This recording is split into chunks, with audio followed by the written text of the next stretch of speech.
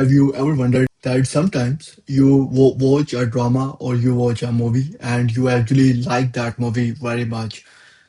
You remember the context of that movie, what was the message delivered, and what the director or the movie, the producer or the hero, the actors, they wanted to say in that movie.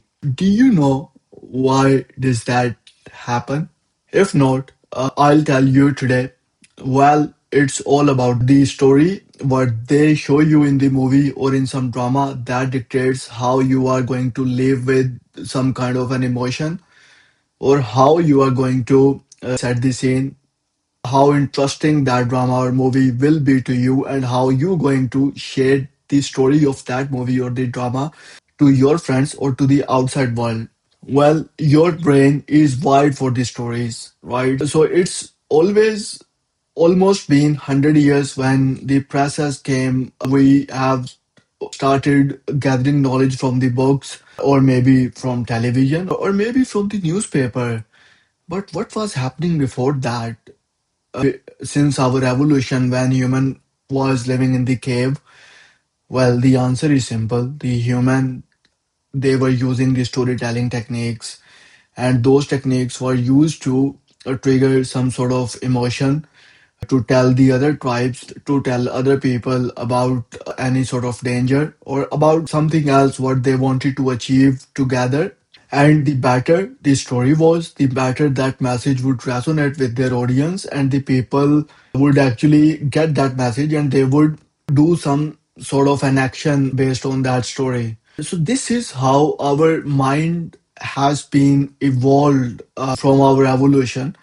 And we have recently changed thinking in a different way, gathering knowledge from a different way. That's why when we listen to a story, and if that is a wonderful story, then we get hooked to that story. We always see what's going to come next in that story, right? So that was the number first point. So the next point is there is actually a storytelling technique what good leaders, good businesses or good politicians they apply, and that framework is called CAR. It's not that car what you are thinking about. It's actually the CAR which is the context, action and the result. So when you are telling a story to someone, so you need to understand what the context of the story, like what was happening, where was that happening, and why it was happening. And the next thing is action. What action did you take, or what action did someone else take from that story to achieve something? And R says result. So as the name suggests, it simply says what was the result when someone did something from that context. So that's actually the framework of the story. And if you follow that framework, then you're going to trigger some sort of an emotion within your audience. And using that framework, then you will keep your story summarized to the point and you will actually deliver it like a pro.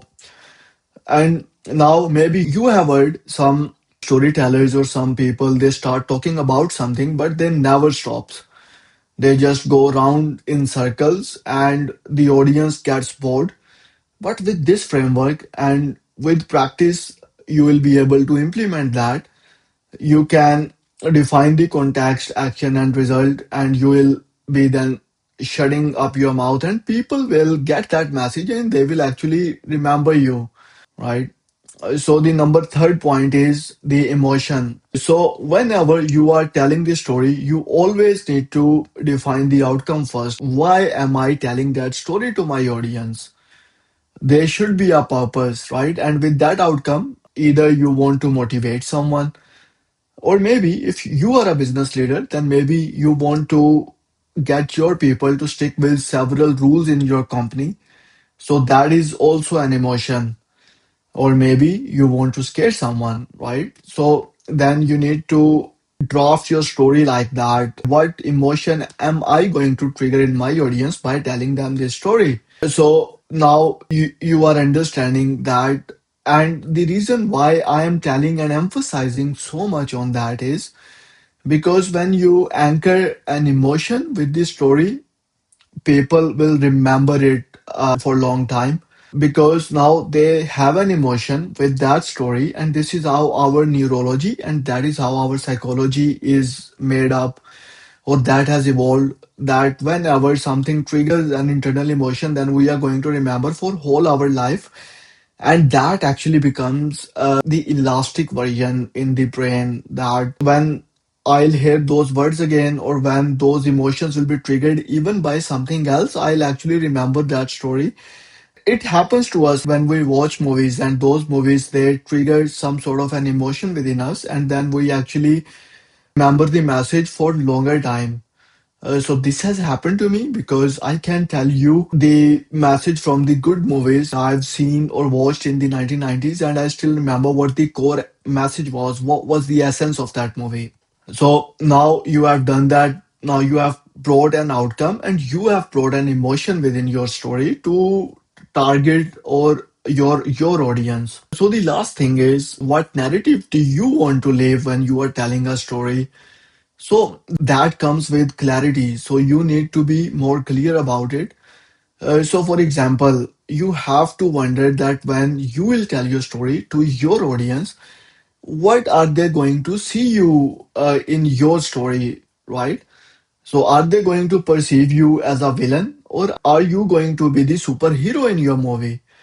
So it will also resonate with the message what you are trying to deliver to your audience, and that will based on your outcome, why you are telling that story in the first place. And also, you need to put some surprise element. That's what the most successful actors and directors, they put that surprise element in that movie. Otherwise, our brain will sleep. Like we are watching something and we are expecting or assuming that this is going to go in that direction, or that is going to happen like that. And then we already know that what's going to happen, and our brain will not be curious or intrigued by any event or anything.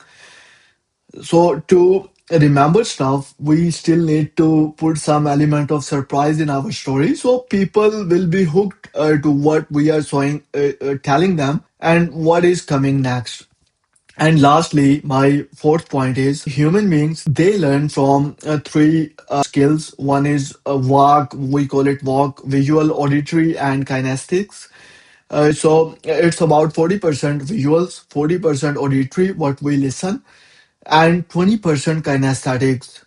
So if you are a good storyteller, or if you want to learn something, then try listening to stories more, try reading those stories more. Now you will remember all the novels what you have been reading in your childhood, and all those stories from those novels, they still stick in your head. Why?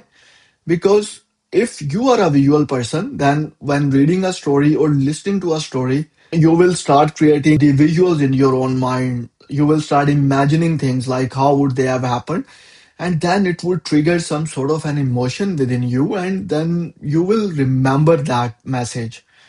Plus, if you are an auditory person, now if you come and tell me that I tend to listen to more of the vocabulary, then you will focus on that vocabulary when someone is narrating that story. And if you are even reading that story from somewhere else, and those words, that vocabulary, it is going to trigger some sort of an emotion within you, and that message will stick. And lastly, those 20% people, they actually feel something when they read or when they listen to something, right? So if you are from those 20% people, then you are going to feel something, and that is the essence, that that story is able to trigger an emotion within you. So let's start learning that, and let's start putting that framework in our practice. And actually, we can do that in our day-to-day learning, day-to-day communication with our partners, with our children, and even with our colleagues at work. So people can get some motivation from us, and we can become